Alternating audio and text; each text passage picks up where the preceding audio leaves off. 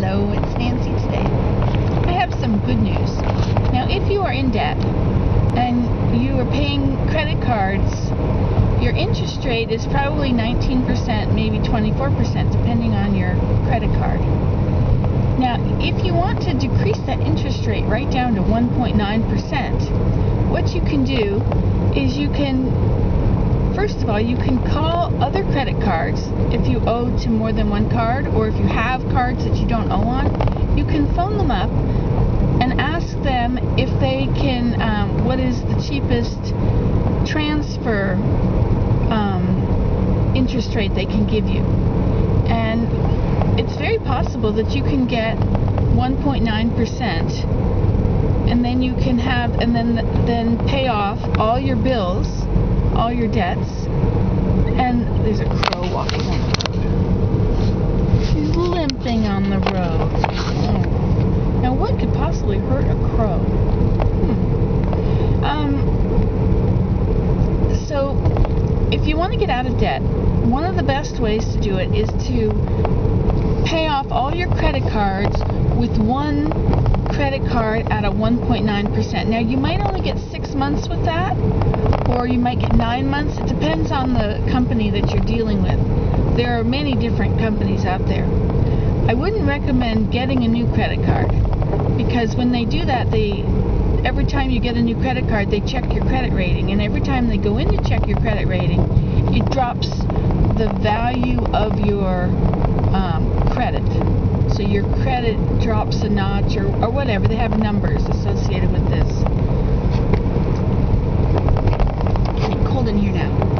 So that's a good way to juggle around. You know, you could put, if you've got more debt than will fit on one credit card, you could get enough, you could pay everything off, and then make sure that when you get the 1.9%, a transfer rate, that you have paid off that credit card.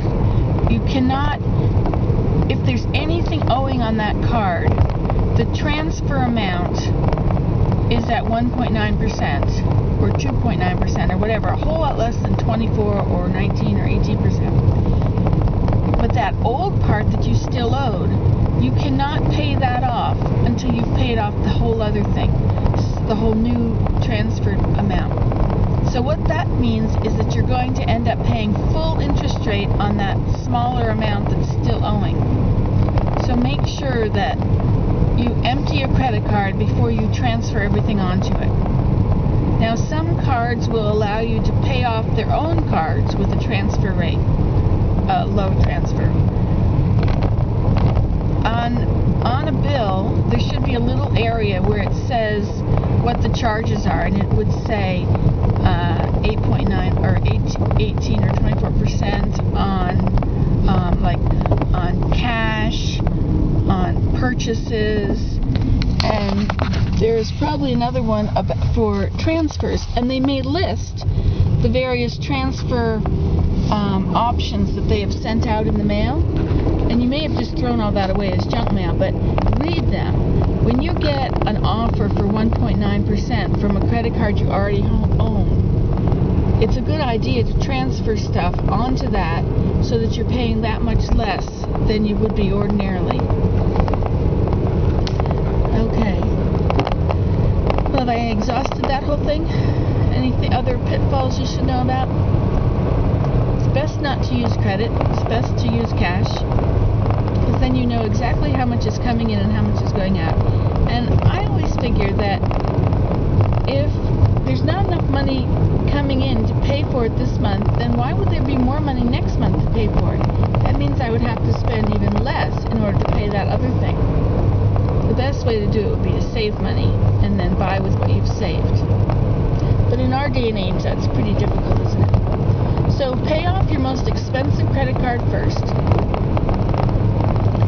And then, don't worry about paying off your mortgage if your mortgage is a small percentage, a small interest rate. Pay off your high interest rates first, and your mortgage will still be there. And it's not going to do you a lot of good if you paid off your mortgage, but you're still carrying these other credit cards, and then you can't pay for them, and you go to bankruptcy. They're still going to take your house. So it's not in your best interest to pay off your mortgage first at a low interest rate. Pay off the other things first. Okay, that's my little bit of information that I know about finances.